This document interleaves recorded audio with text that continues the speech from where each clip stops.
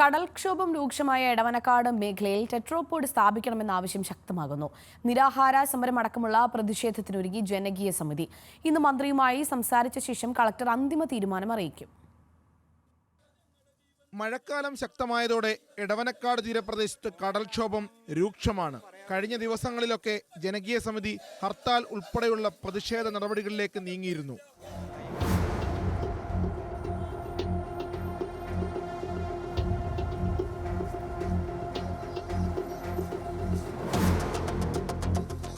പ്രതിഷേധം ശക്തമായതോടെ സമരസമിതിയുമായി കളക്ടർ ചർച്ച നടത്തി. എന്നാൽ ചർച്ചയിൽ തീരുമാനം ഒന്നുമുണ്ടായില്ല.